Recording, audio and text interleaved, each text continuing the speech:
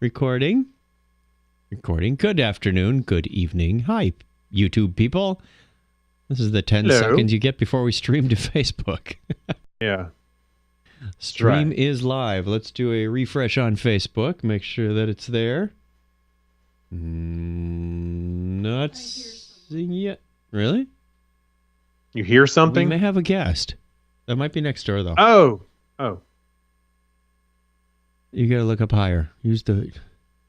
You can see over the bushes that way. Nobody in our driveway? Nobody in our driveway. Yeah, it's next door. Okay, still trying to see. There we are. It's live. It's Memorex. Let's share that puppy. Yeah, let's share that puppy. I seemed to get some traction when I said, listen to us talk about dumb stuff. That's what I said last time when I shared it. What did you say? Come listen to us talk about dumb stuff. Share. The original dumb stuff. The original show that talks about dumb stuff. Hey, it didn't ask me for a comment. Damn it. All right, it's shared. I didn't get to put in a witty comment. That's all right. A wiki comment. Not a witty. wiki comment. I just said a wiki comment. I was like, what is that? Hashtag heading 1. Yeah. MediaWiki is similar to Markdown. I don't know why they didn't just use MediaWiki. MediaWiki does use Markdown. It's not exactly the same. Well, they've got a lot of added stuff like for tables and all kinds of... Markdown does? Wikipedia does. MediaWiki. Markdown it uses does Markdown. Tables. Is it? Yeah. I haven't used MediaWiki in a long time, so I'll have to go back and double check. I used it at my old job for some documentation. Markdown. Let's see what the difference is. Which wiki text syntax or Markdown to use? Markdown versus MediaWiki. Detailed comparison as of 2018 from slant.co. I think for the most part, they're compatible. It's just that I think MediaWiki has some additions. When comparing Markdown versus MediaWiki, this should be our Patreon content. Yeah, that's right. When comparing Markdown versus MediaWiki, the Slant community recommends Markdown for most people. And the question, what is the best Markdown language? Or markup language? Markdown is ranked first, while MediaWiki is ranked 6th. The most important reason... Oh, what are the differences? Pros, cons... Now, I want to know the differences. I think I've seen that article before. Differences between Markdown and MediaWiki.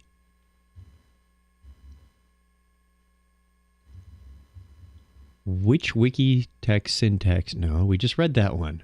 Markup spec, extensions, taking note. Go. What? And on MediaWiki, it says help, formatting. You can format your text by using wiki markup. This consists of normal characters, asterisks, ... Right.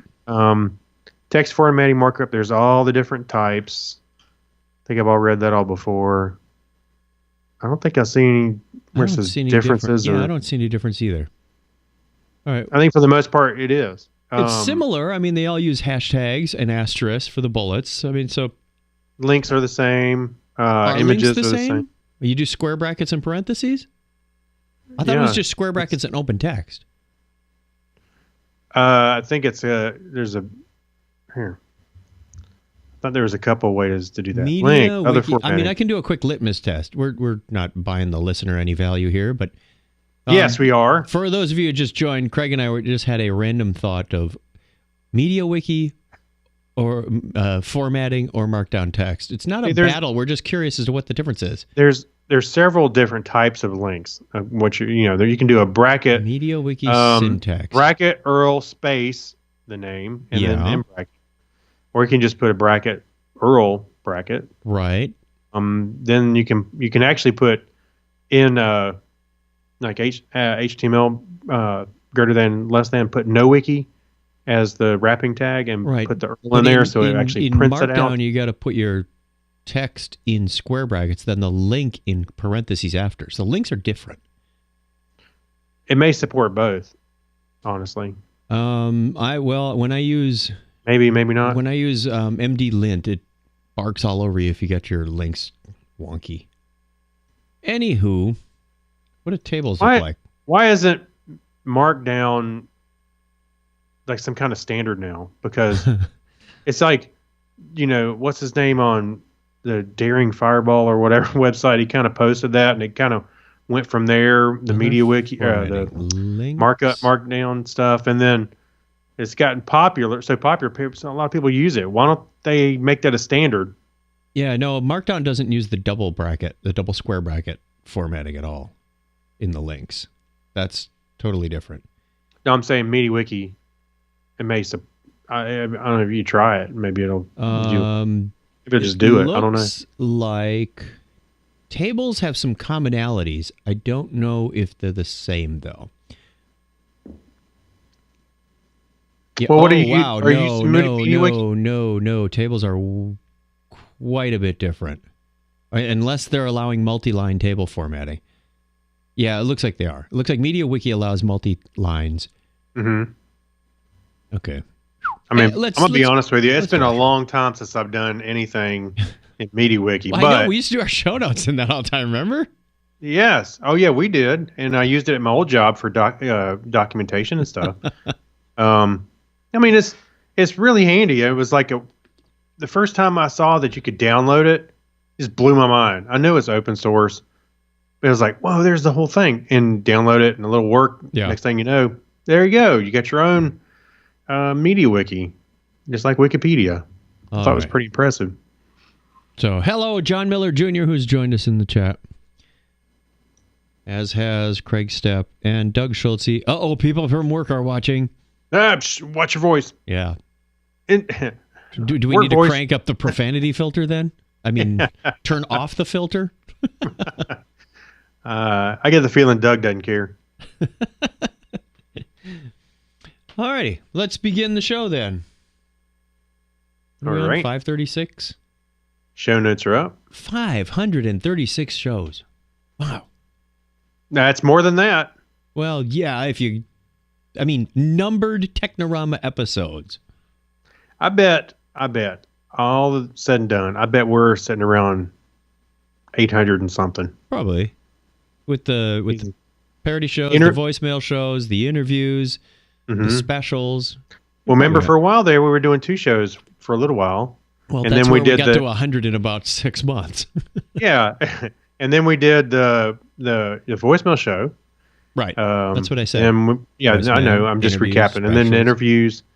And there's some specials in there from a couple of specials. And don't forget, we did interviews. And Dragon Con shows. So we've done a few of those. That's at least 8, 9 at this point. All right, I changed my chair. I have the one that was at the video machine. It still swivels and it's the same height, but it doesn't have armrests and it doesn't have the pegs back here on the back because I kept running my funny bone into those things. And might I add, I'm sure the butt groove, the ass groove is different. You have to ask Donna. I mean, it took me a couple of years of training from Menegay's ass groove. Reform it. This one's a little firmer. I can feel the plywood under the cushioning. So the shows may be shorter due to discomfort from the host. That's funny. Let's begin. Scott Parsons says, what is happening? What is happening is we're just warming up the mic and checking the audio levels before the show starts. Well, I'm not 100% sure we know what's happening. No. Just let it happen. Yep. Like a river going downhill. Yeah. We'll carve our way through the rock eventually. Right. There we go. 5, 4, 3. Technorama episode 536, Levity in my Brevity. Good morning, folks. This is your captain speaking. Technorama. Remember when? Technorama. On this day in tech history. Tech. And now, the news. What the chuck? Technorama. Welcome to Blockhead Video. I am here to say something witty and or smart, Over there, in the media corner. he said. Technorama. Hold my beer and watch this. Unfasten your seatbelts and disregard all safety rules.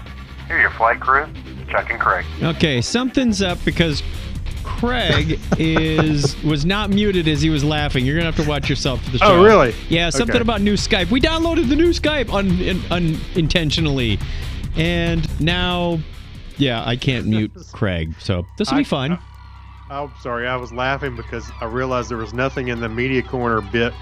And Right. I was like, I typed it in literally. That is a clear last-minute ditch right there. That's how Technorama goes. Chicken wire, poultry fencing and baling twine and duct tape.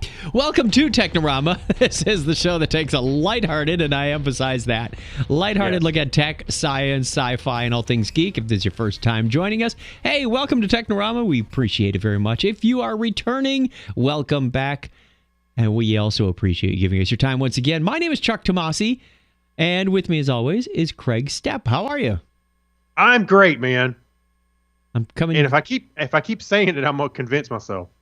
Wait, I'm coming to you from sunny Phoenix, Arizona, and Craig is In hot and sweaty South Carolina. Oh darn! You sure you don't want to move out here yet?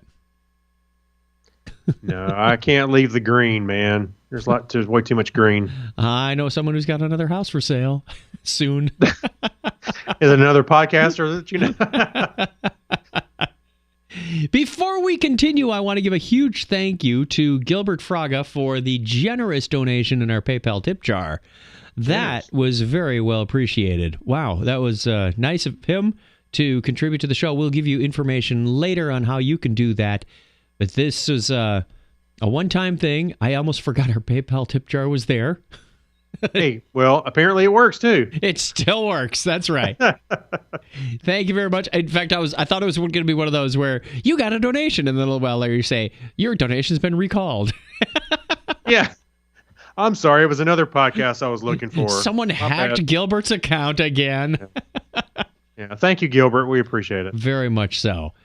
And in other security news, I changed my Amazon password. Guess how long I've had the same Amazon password? Since you started? Pretty much 2005. Oh my gosh. You just now started it? Or changed it? Yes.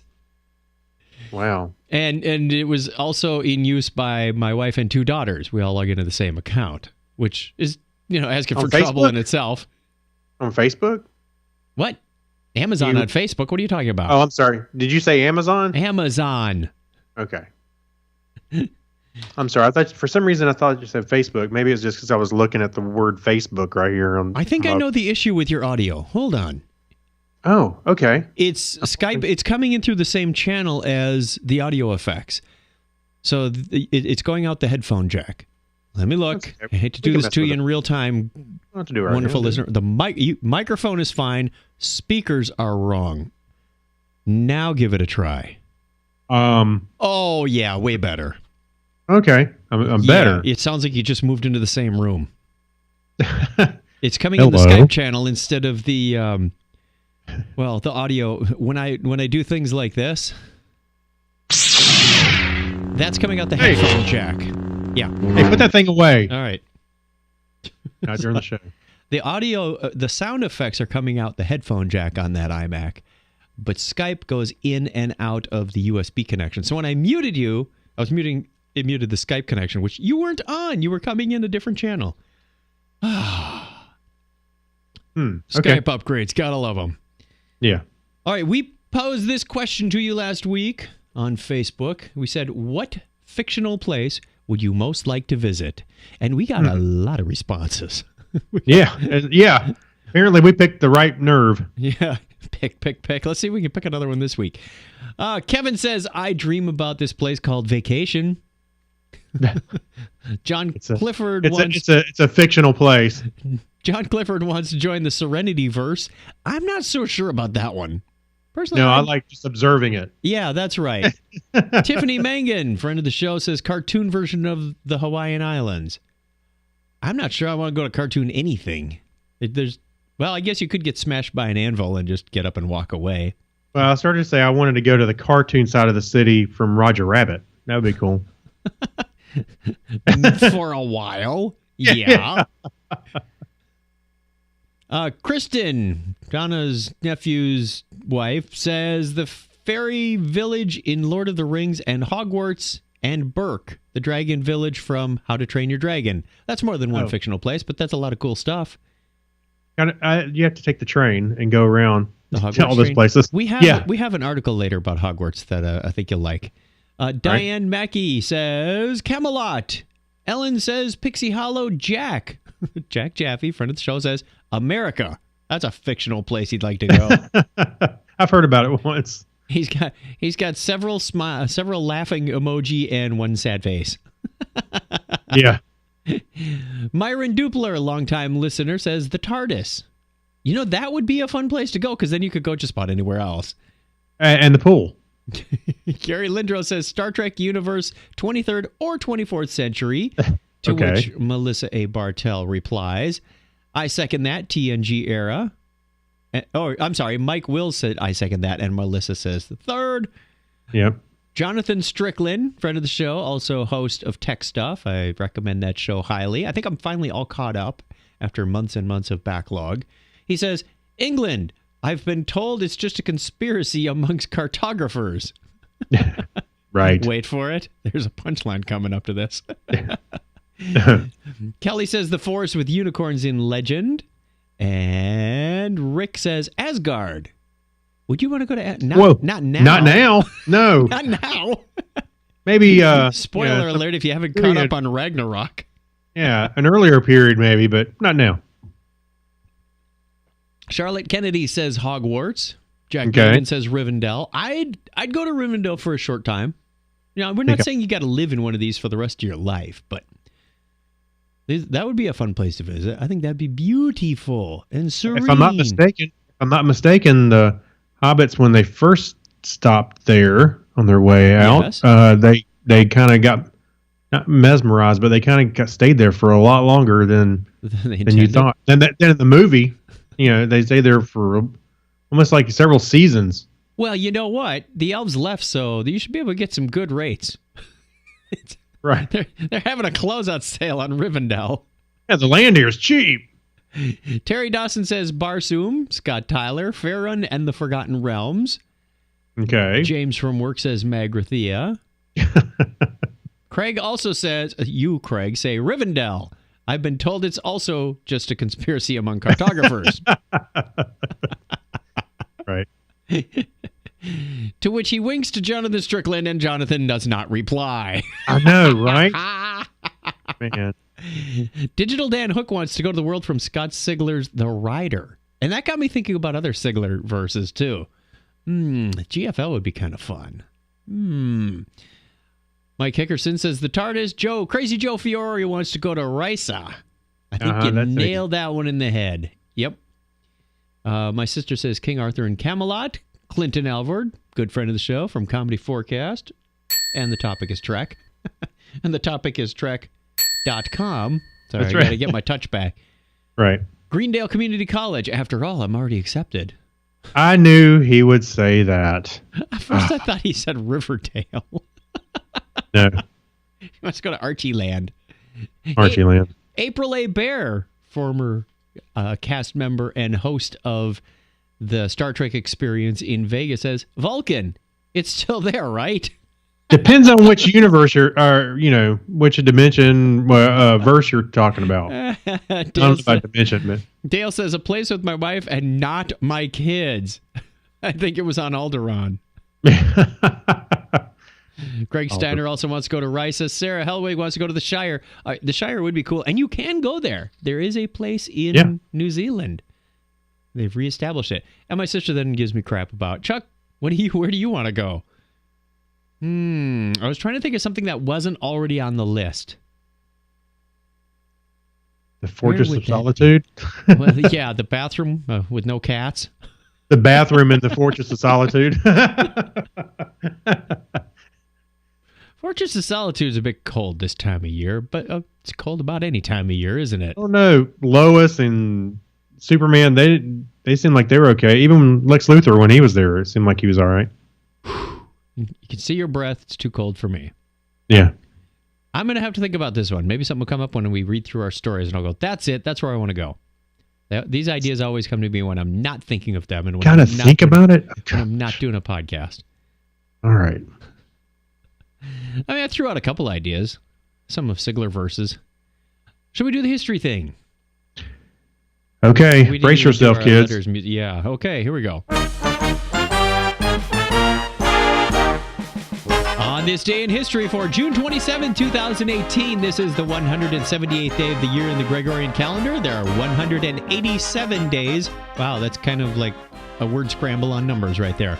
Yeah. 178 and 187 remaining in 2018. It was on this date in 1895 that the inaugural run of the Baltimore and Ohio Railroad's Royal Blue, you know Baltimore and Ohio from B&O Railroad on Monopoly, right? That's true. They ran the Royal Blue from Washington, D.C. to New York City, the first U.S. passenger train to use electric locomotives. That's impressive. And it was also on this date in 1898 that the first solo circumnavigation of the globe is completed by Joshua Slocum and from Briar Island, Nova Scotia. Maybe I want to go to Krypton. Not now. Before it blew, yeah, not now. I think they got the same thing in common with Vulcan. No. On June 27, 1971, it's going to go like that all through the show, I can tell you. Yeah. We're just going to get random ideas. After only 3 years in business, rock promoter Billy Graham closes Fillmore East in New York, a.k.a. the Church of Rock and Roll. That would be Bill Graham. That would be Bill Graham, not Billy Graham. Close, though. Anyway, 36 years ago today, the Space Shuttle Columbia launched from Kennedy Space Center on the final research and development flight mission, STS-4. Four. How many do they have? Like 120 something? It was like 136. Wow. Okay, that was 4. 36 years ago. It was 5 years ago today that NASA launches the Interface Regioning Image Spectrograph. I sense an acronym coming up. IRIS, a space probe to observe the sun. Don't look directly at the sun. Happy birthday goes out in this date to French astronomer and academic Alexis Bouvard, born on this date in 1767. And Augustus de Morgan, the English mathematician and logician. Logician. I kept trying to read that like a magician. Logjam. Was born 212 years ago today. You know what De Morgan is famous for. Come on. You're a programmer. You should know this. De Morgan? What? No. De Morgan's theorem. Oh, of course. If you want to invert a Boolean equation, you change the operator and you negate each of the components. So A and B is the same as not A or not B. That's the negative of it. I mean, not the same. It's the negative of it. Anyway, going on. Paul Mauser, German weapons designers, designed the Gewehr 98, or whatever 98 is in German. 98? Oh, God. That hurt. It was born on that same date in 1838. And born June 27th, 1872, American astronomer Herbert Dost. Sir Curtis, excuse me. Close enough. We got the Curtis right. Yeah. Helen Keller, American author, academic, and activist, was born on this same date in 1880. And Juan Trippe, the American Trip. I know I was messing with you. The American businessman founded Pan American World Airways, was born 119 years ago today. Wow, Pan Am. There's an airline we haven't heard of in a while. Yep. American pool player Willie Mosconi was born 105 years ago today. Do you remember watching like Willie Mosconi pool matches in his later years? Is he the one who would do like the trick shots and stuff? Willie Mosconi and Minnesota Fats. Those are the only two legacy ones I remember. Anyway. Yeah. Who's next? An American businessman and politician, Ross Perot, born on this date in 1930. And what do you think of when you think of Ross Perot? What's the first thing that comes to mind? His political ads with the charts. Can I go? What? How would you like to be known for a catchphrase like that? Can I go? Oh, can I go? Oh. Also turning 81 today is American physicist and astronaut Joseph P. Allen. An American director, producer, screenwriter, J.J. Abrams was born on this date in 1966. He's 52. He doesn't look 52. No, he looks pretty about good. 35. Hey, when you got money, you can buy some good health care. Here's another surprisingly old person. Tobey Maguire is 43 today. Wow. Wasn't he just like 17? Yeah. He's like perpetually young. Like Michael J. Fox. Yes. Listener birthdays include June 27th is Jordan Burkhead, daughter of Chip Burkhead from the Scotch Cast. Martin McKay is on the 29th. This is the big 40. I don't believe your lie anymore. Fool me 10 or more times, shame on me. Alexis Duran, a.k.a. AD Dude, is on the 30th. And if you want to get on the birthday calendar, you can go over to our wiki. We're just going to keep talking till the music runs out. La, la, la, la, la. Oh, by the way. No, we're not singing to the music. Yes. I was close. There was 135 missions. I knew it was more than 117. That was like the last one that I remember, Well, but it kept Yeah, going. I said 136, but I was close. Okie doke. Short one. That's the way it was on this day in history for June 27, 2018, and I think this is our closing verse. Yep, here we go. Just march right along the street with them. They'll throw candy at you and everything. Open the door, let him out. Here comes Santa. Wait, we started a bad idea that way once. Oh, yeah.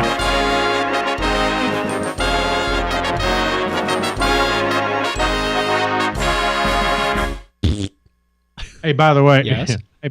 John Miller Jr. said his choice for fictional places he would like to visit, Cybertron. But I think Cybertron also has the same thing in common with Krypton and Vulcan. I don't know. The Terminator universe? No. I know. I'm just thinking of other things that could be thrown in there. Oh, yeah. Speaking of cybernetics, we have a very interesting article. We found one on Gizmodo about electronic skin that allows users of prosthetic hands to feel pain. Well, that's one thing they get to feel. All they need is to be married. Current prosthetic limbs aren't yet capable of transmitting complex sensations like texture or pain to the user, but a recent breakthrough by scientists at Johns Hopkins School of Medicine, in which a synthetic layer of skin on an artificial hand transmitted feelings of pain directly to the user. It takes us one step closer to that ultimate goal. As it says in the article, pain sucks, but would be lost without this extremely valuable sensation. No, actually, I've got a friend who's got a daughter who doesn't feel pain, and it is a world of problems. No, I wasn't. No, I would never make. I'm not making fun of that. You said pain sucks, and you stopped and said, "That's and the good news. Good night." Yeah. Quote: "Pain helps protect our bodies from damage by giving us a sensation that something may be harmful, such as the sharp edge of a knife."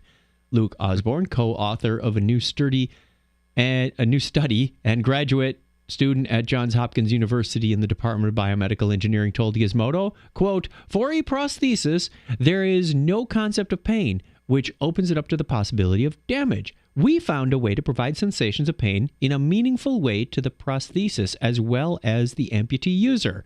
Working with JHU neuroengineer Nitish Thakur, Osborne and his colleagues developed a system called eDermis." Very creative. "A skin-like layer that gives prosthetic limbs the capacity to perceive touch and pain. Pressure applied to the eDermis is transmitted to the user's brain via an electric nerve simulator implanted in the arm above the prosthesis, allowing the system to emulate actual sensations." This is pretty cool. Yeah, it is.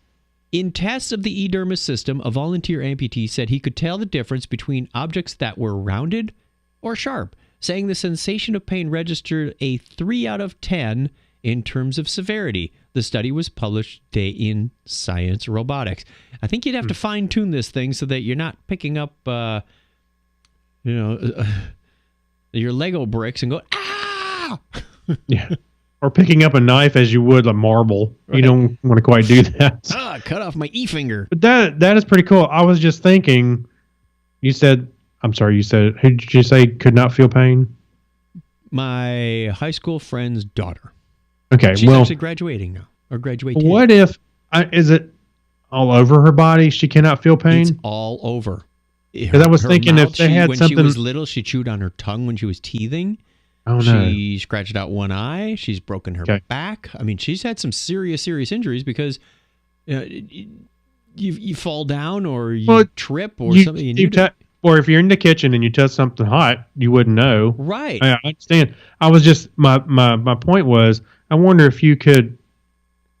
I don't know how you would transmit the pain or the sensation to somebody that like that, but I was thinking, what if you had a glove or something with little tips on your fingers or something like that, where you could actually feel things, rather than being a prosthetic hand in this example, being a real hand, but have something on there that it could transmit. But I don't know how you would glove with a bunch of wires that go into your brain. Well, I don't know how you would get that sensation there, but I guess somehow, because they're doing it through the arm ending, I guess, where you can actually feel stuff.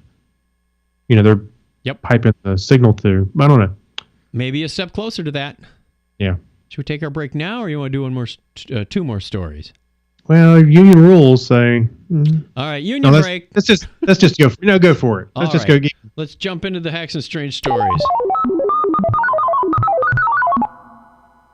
Hacks and Strange stories. Good job, Lenny's cousin. You can take this one. You're all about the dice.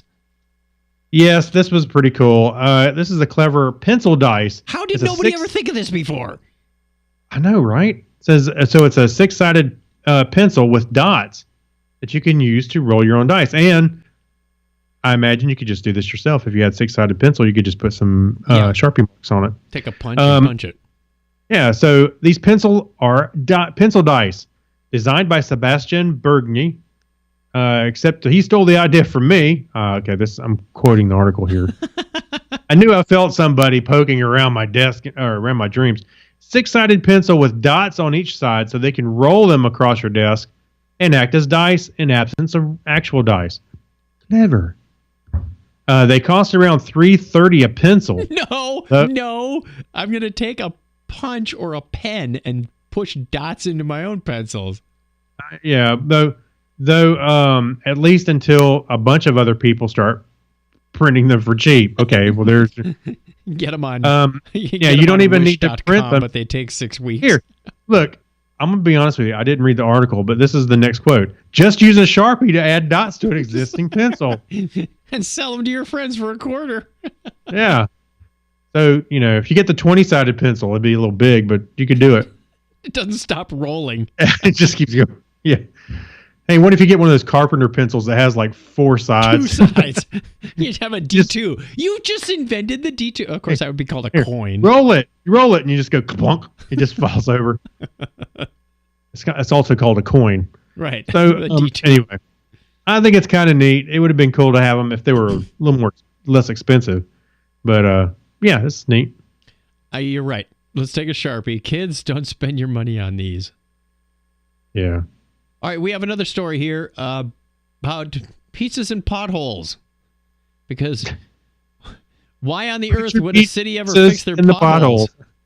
Yeah, put your pizzas in the potholes. Well, I've had some pizzas that tasted like they were pothole covering. I think they cooked these in the pothole.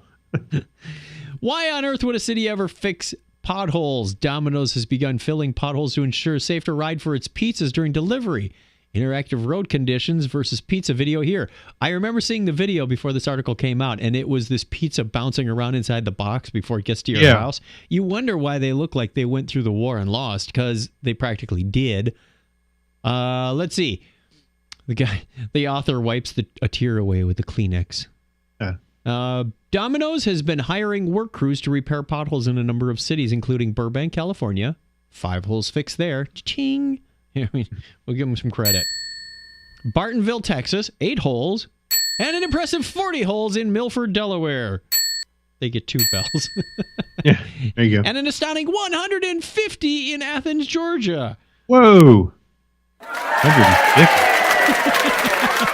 It's not entirely altruistic, of course. Domino's tags every filled pothole with their logo and the tagline, "Oh, yes, we did." Admittedly, there's nothing worse than opening a pizza to discover all the cheese and toppings are stuck to the top of the box. You have to try and scrape them back down onto the pizza. It's devastating. What will the world come to? The author says, my girlfriend is already hesitant about introducing pizza into our romantic life, and here I am standing naked at the foot of the bed with a pizza that looks more like a lasagna. I think we got a little too much information on that. Geekology really puts a lot of personality into their articles, so we're going to leave it at that. Sometimes they're not exactly. I did have an idea. Safe. Yes. The dangerous words come out again. I had several of them last night. Here we go. I have an idea.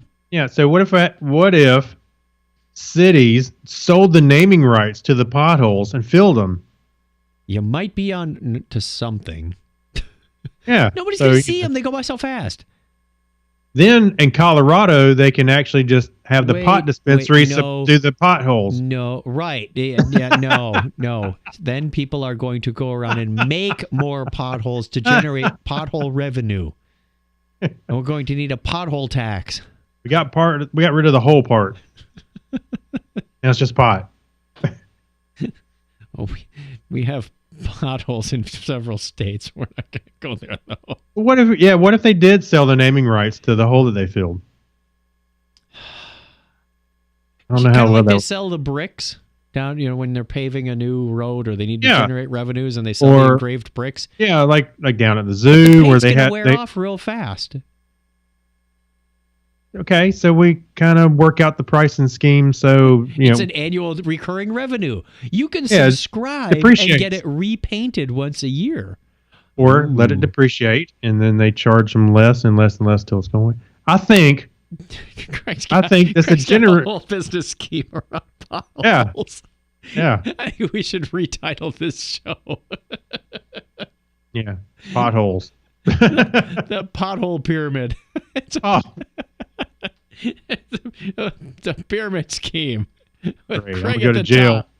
I'm gonna go to jail. I'm gonna go to jail just for this kind of stuff. Pothole Ponzi. Yeah. Oh boy. You see, we can't have fun by ourselves without any other co-hosts. I know, right? Yeah, we're firing on all 5 cylinders tonight. Never firing on any cylinders. We need to take a break while we recalibrate. Hey, wait. We're like a 6-cylinder, and we got at least 4.5 going. Boom. Right. It sounds like music I used to listen to. Let's take a quick break. We will be right back with, what do we got? The Media Corner? Do we have it to Remember When? We don't ever remember when. Media Corner, your Geek Library. Coming up right after this. We'll be right back. Hang on.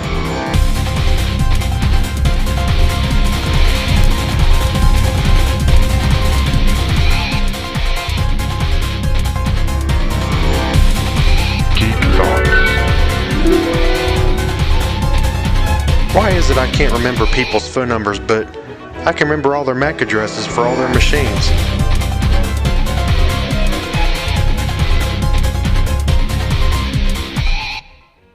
Technorama, the podcast for geeks, available at chuckchat.com. Hold it. Where's the excitement? What about the whole lighthearted way Chuck and Craig look at the news stories? Okay, let me try that again. Technorama. Hang out with Chuck and Craig for a geek podcast like no other. Hold up. Again, really? That's what you got? What about things like Hacks and String Stories, retro stuff, and the Remember When? Don't forget about the attempts to pronounce names like on this day in history. It's an hour of insanity. Come on. Okay, how about this? Movies, TV, games, technology, science. Nobody does it like Technorama. Available at chuckchat.com.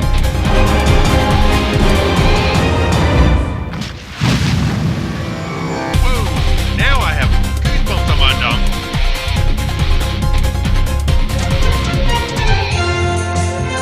Hi, this is Aaron Gray, and you're listening to Technorama with Chuck and Craig.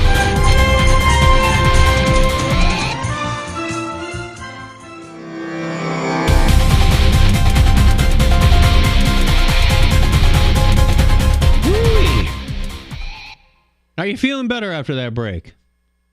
I feel awesome. Have your adrenaline levels come back down? Were we supposed to go relax? Smoke them if you got them. That's right. We want to give a huge thank you to our patrons. Let's play that wonderful patron music. Yeah. Patrons rock. Patrons rock. Thank you to our patrons: Kyle Nishioka, Abner Braverman, Ben Vaughn, Mike Wills, Megapodtastic, Night Gig Studios, Gary Lindros, John Clifford, Leon, John Noble. Not that John Noble. Oh, wait. I'm sorry. I missed my cue. That John Noble? It's in there obligatory for Ben and Keith to say it while they're listening along. Yeah. Alexis Duran, Saturday Morning Media, Steve Therian, Jorga Schrauen, and John Miller Jr., our latest patron. Thank you very much to all of you. You keep your favorite podcast going, and hopefully that's us. Yeah. Yeah, don't add the qualifier. Just let them kind of figure it out. I've got an idea rattling around in my head for another promo. It might come to that. Thank you very much. There are costs involved, and as we discovered, you can even still donate through PayPal on a monthly basis or a one-time donation. If you go over to chuckchat.com/Technorama, you can see all that information, including our Patreon link, which is right there on the screen. Patreon.com/Technorama podcast. We appreciate it very much. And apparently our PayPal one works. It does. And what you get for Patreon is exclusive content unlike no other. That's the truth. I didn't say it. Just for our Patreon people. And we've got some other stuff lined up for the end of the year. That's coming. The ideas are being formulated. They just need to be executed now, along with some other things that need to be executed. But we won't go there. Thank you very much to our Patreon patrons. We greatly appreciate you, and that is the end of that segment. Ta-da! Whoop, it's not the end of the music. Whoa! Hello. I faded down, hit abort, and faded back up, and it didn't want to quit. That band just likes to rock, unlike our marching band, who knows when to quit. We're out of here. We have multiple musical talents in here. We have the media corner as well. Welcome to Blockhead Video. Hey, where can I find some good information about music and TV and videos and things? Over here, in the media corner. Before we get into this, I wanted to remind you that Craig and I also do another podcast called The Topic is Trek. We don't have a promo for that one yet. Still got to work on that. We do that. We sure don't. I just realized that. Put that on the list. We've been brewing some ideas for a while, but nothing's ever come out of that. We are also going to be at Dragon Con in Atlanta, Georgia over Labor Day weekend. What is that? The 30th, 31st, 1, 2, something like that. That very first weekend in September, we'll be at Dragon Con. Hope to see you there. And Craig and Clinton and I are going, and our spouses. Don't forget our spouses. They're very important to us. Yes. Are going on the Star Trek Cruise 3 in January of 2019. January 4th is the date of that. And I understand they're filling up fast. They might be full. I don't know. But if you're going there, we're also going with some other people we know. We'll be joining. Not going with them particularly, but looking forward to that very, very much. And I'll tell you, if you're interested in, I think that it's going to be a lot of fun. Jason Isaac's going to be on there. Jonathan Frakes, Gates McFadden, a lot of other people. It's going to be good. Is there anybody you would like to see on there that isn't on there yet? Patrick Stewart. That would be cool. That would be a good one. Cool. Will Wheaton will be there. Huh? Will Wheaton will be there. Will Wheaton will be there. Actually, he's the host, isn't he? He's the host of the whole thing. The host with the most? He probably came up with the idea.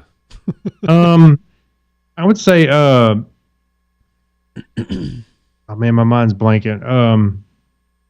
I had somebody in mind from Discovery. Now, Mary Wiseman would be fun to hang out with. The name Wiseman sort of sums up her whole attitude. She's a wisecracker. Yeah, she's going to be on there. Dwight Schultz. That's what. I'm going to meet Dwight Schultz. I haven't met him before. That'd be fun. All right. So I'd call him. Hey, I would call him Broccoli the whole time. No.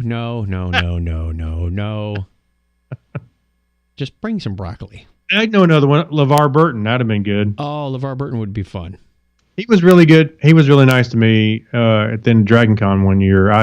It was like on a Monday, and I went back into the Hall of Fame or the Walk of Fame or whatever. And as I was leaving, I noticed there wasn't anybody at his table except for him and his handler, whoever that was in relation to him.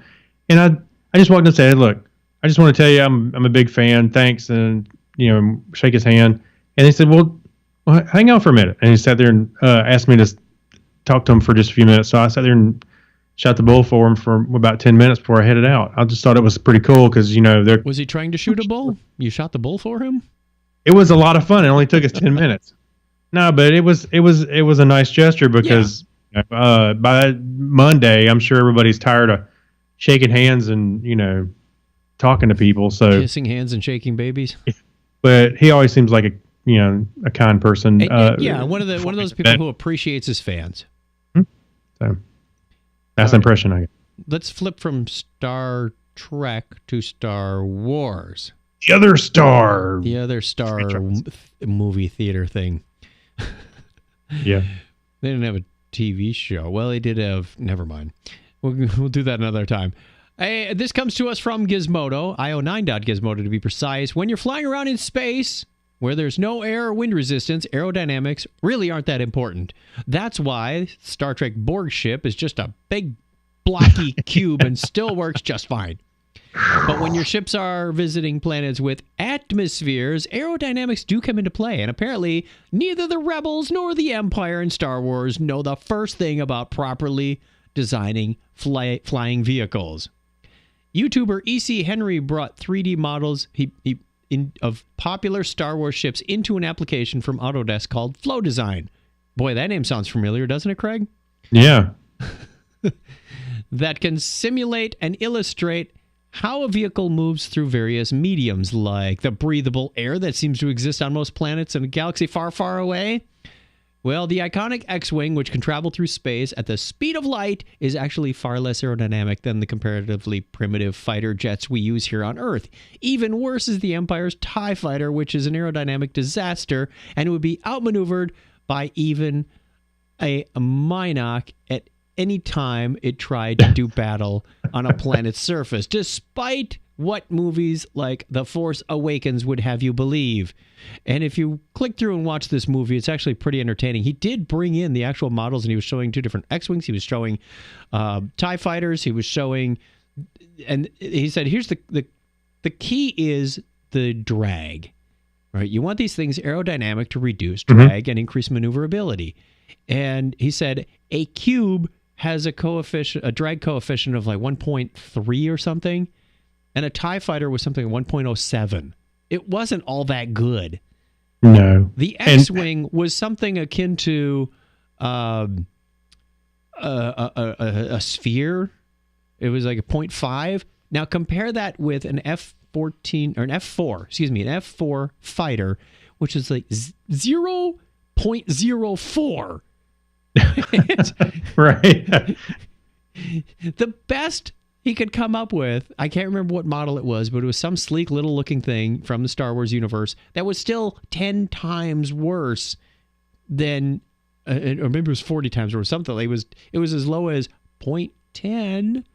Well, I can't imagine even the Millennium Falcon would be good in the atmosphere. No. The problem with the X-Wing, you see the diagram that we had on the screen, is that the back end is blunted. Nothing ever tapers down. I mean, a cube is terrible. A sphere is okay, but still has turbulence. And a teardrop is really kind of good. Because actually the Falcon might do better because it's got a wing shape to it anyway a little bit. No, it doesn't. It tapers down. It's not an airfoil. I didn't say it was an airfoil. No, it's not. It's not. It has a blunt end, and it's going to cause turbulence. The Falcon? Yeah. And think of all the protrusions and things that are on top. I know. Oh, I know. Well, you got the whole satellite dish ripped right off. Wait, you got the satellite dishes. The whole front end is basically blunt. It's true. It's not. No, that's not an aerodynamic vehicle. Probably about as good as a flying shoebox. Give me the Delta Flyer any day. Oh, wait, that's Star Wars. The Galileo 7. Actually, we've seen the Enterprise in atmosphere before. Yeah, and look how well that went. I say it didn't. Didn't. Although, well, we actually have seen it in atmosphere twice. We saw it in Generations. It crashed. The Enterprise D. No, I was thinking TOS. You know, when they went back in time and they were Earth on Earth, and they were yeah. And then, of course, in Search for not Spock beyond, when it burned up. Not Beyond. Search for Spock when they blew it up and it crashed into the atmosphere. No, it's just when the newer movies they were underwater. Actually, let's discuss this on our show Wednesday night. Wednesday. Oh yeah. We got another topic of Trek coming up in a couple nights.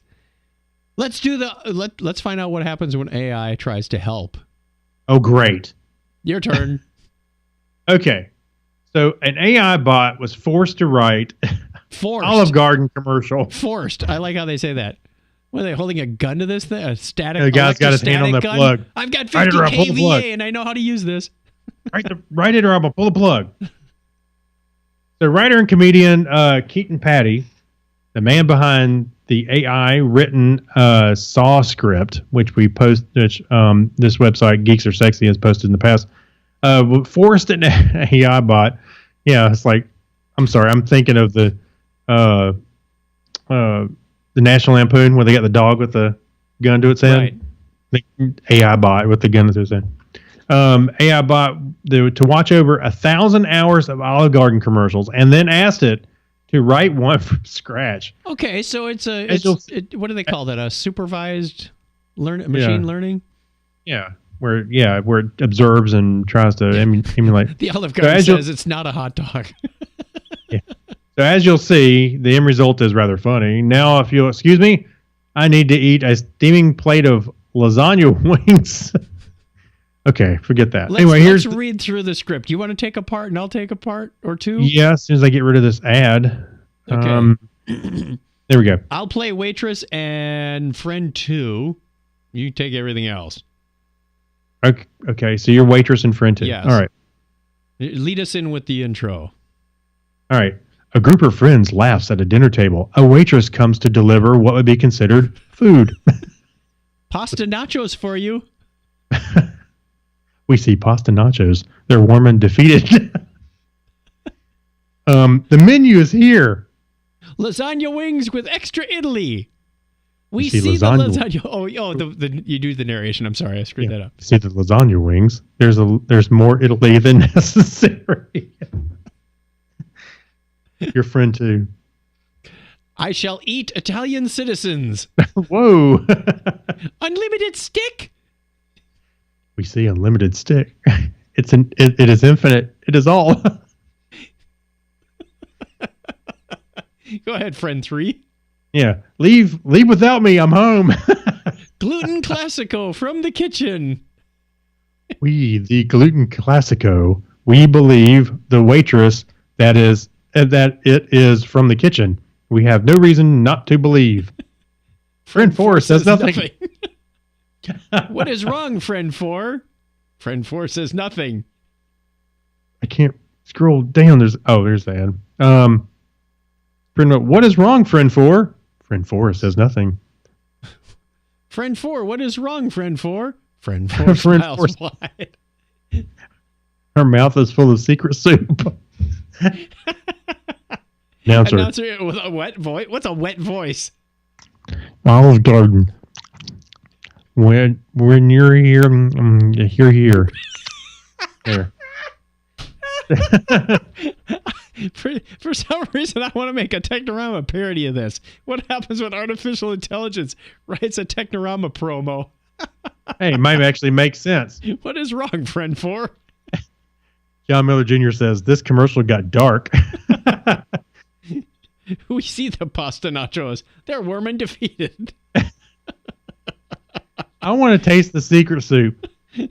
We see the unlimited stick. It is infinite. It is all. The narration sells it for me. I want to go to the Olive Garden. I've been to Rome. Food is like that there. Yeah. I want to eat Italian citizens. Oh, let's do the Geek Library. What's our Geek Library song again? This one. Is that it? Okay. Yeah.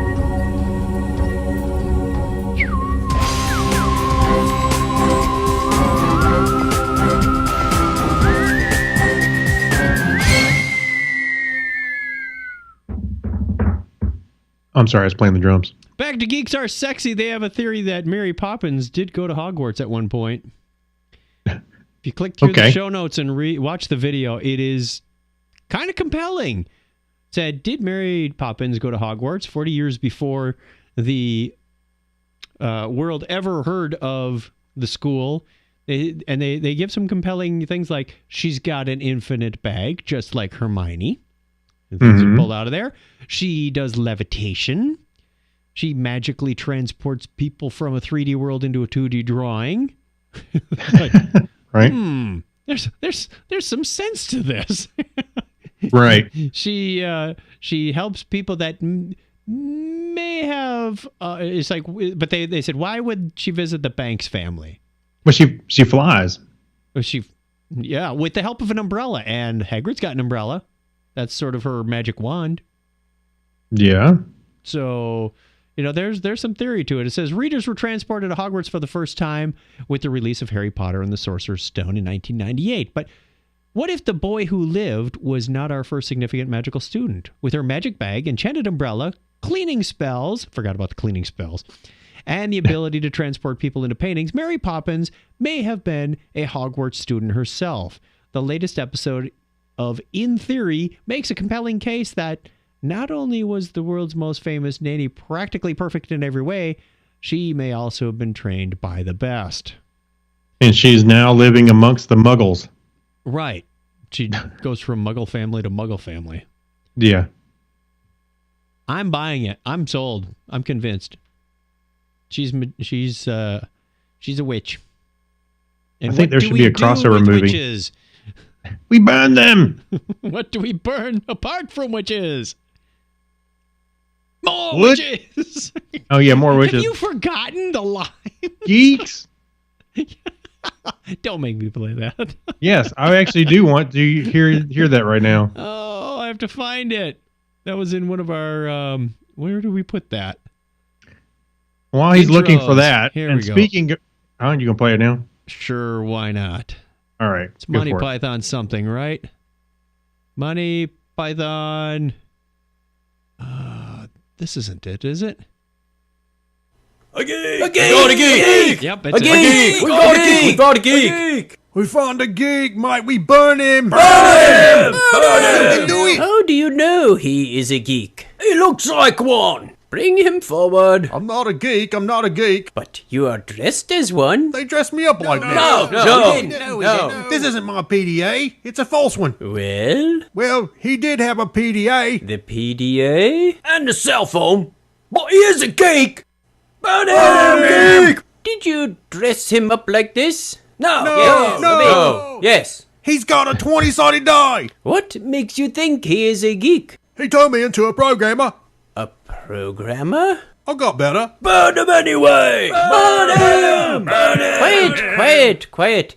There are ways of telling whether he is a geek. Are there? Where are they? Tell me, what do you do with geeks? Burn him! Geek! Burn him! And what do you burn apart from geeks? More geeks! Laptops! So, why do geeks burn? Because they're made of laptop batteries? Good. Right. So, how do we tell whether he is made of laptop battery? Prop up a wobbly table with him. But can you not also prop up a table with a book? Yeah. Does a battery move when it's not in use? No. It sits still! What also sits still?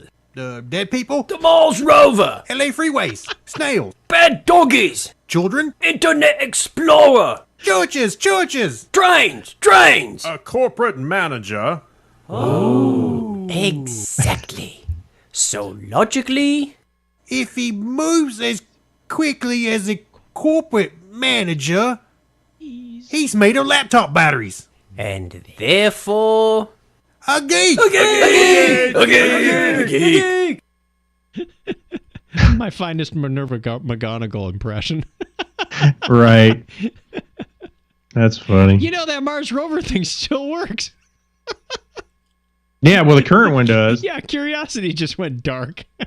Well, we've been doing this show for so long, we're actually referring to the first one. I know. Yeah, that one's still standing still. But now the Yeah. latest one's standing still. All right, one other video we want to point you to. We're not going to go too far into it, but you can watch a Scottish woman as she tries to ask Alexa to play Something's Cooking in the Kitchen by Dana on Spotify. Only she says Dana. And Alexa has a British accent on this. Says, I couldn't find Something's Cooking in the Kitchen by Donna. She says, not Donna, Donna. Yeah. Dana. Trying to reason with it. That's your first problem right there. And then she says, you just ain't Scottish people, you cow. Yeah. She keeps insulting you. Oops, I got something over your picture on the screen. I got to move my Finder window. There we go. Hey, you know what? This sounds a lot like the AI was making a script up. There's another one by I can't remember who it is in here. I gotta play it just a little bit because his name is right on the title, where he's doing the comparison of. Oh yeah, it's right below the article. Yeah, he's doing a Siri speaker, he's doing Alexa, and he's doing a Google Home. And his name's at the end. What's his name? His name. He's from CNET, and I can't remember his name right now. Darn it! It was supposed to be right here on the beginning. He's one of the writers there, and he says, I apologize for being so Scottish. But it's a lot of fun. And I can see how that would be an issue. Craig, have you had any problems with Google or Siri? I've got a northern accent. You've got a southern accent. Have you had any issues? Yeah, maybe early on. Now it's pretty good. The only problem is I've noticed when I say, "Hey Google," I have to touch it. It seems like it's a little slow to respond sometimes. Huh. Like I say it and then it doesn't respond. I'm like, I say it again, and I guess because I'm getting a little more angry, and then it responds. I just had a thought. Do these things ever upgrade? Yes. Okay. As a matter of fact. Have you received a notice that your Google Home has had a software upgrade? Yeah, sometimes on the app it tells me that. I've never seen any information in the last 15 months that I've had an Echo Dot that. I'll take it back. I think a lot of them are silent updates. That's a little frightening to me. Yeah, I mean, I would like to know. Even on apps on my phone, I like to look at the change log and just say, "Oh, well, that's cool. I can do this now." You manage the device through your phone, so I would think that if the phone app gets an update or the device gets an update, you should be alerted through the phone app because you got to have the app on your phone to run the device. So why? Whoa, that's kind of creepy that they may have thought of that. There may be a setting to notify you about that. Maybe, but actually, I haven't tried it yet. But there is a update for the Google Home or the Google Assistant now that when I ask it, when I say, "Hey Google, turn on the lamp," and it does. Mm-hmm. If there's a short amount of time, I think it's like 8 to 10 seconds, I can say, "Oh," and start playing music. I don't have to say, "Hey Google" or "Okay Google" again.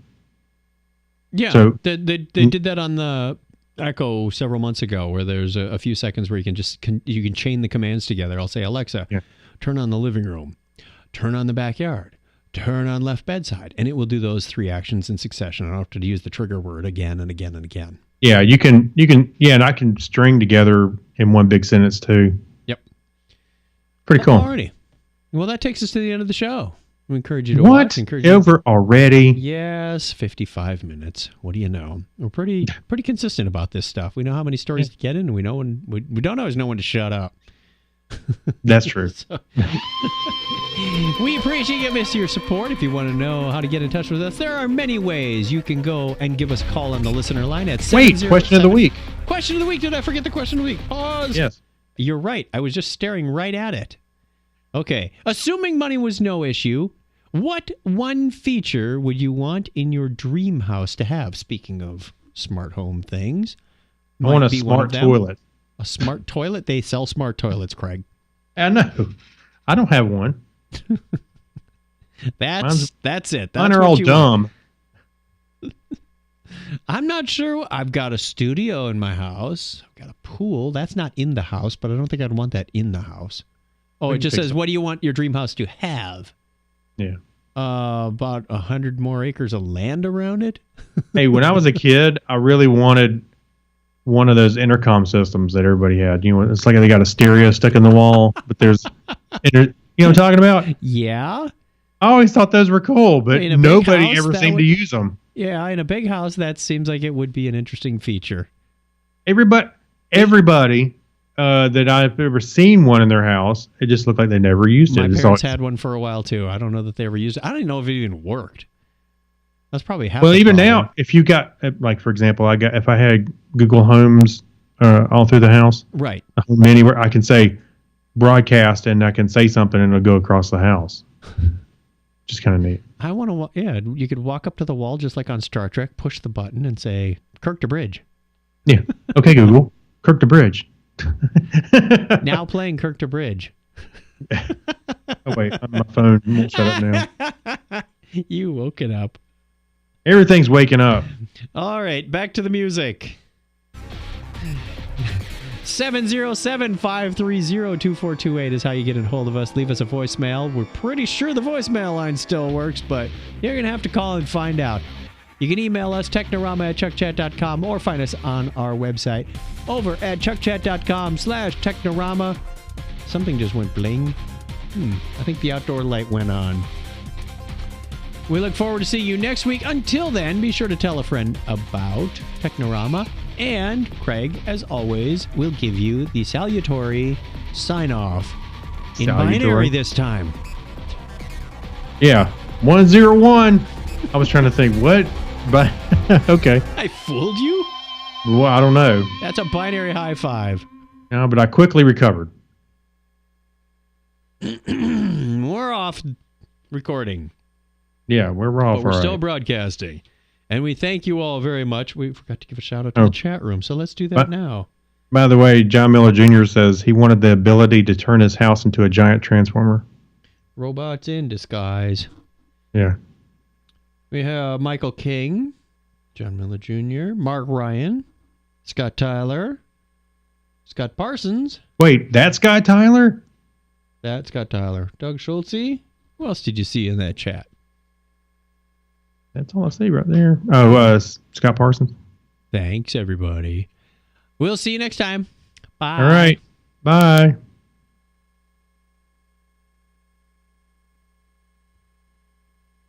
There are exits there.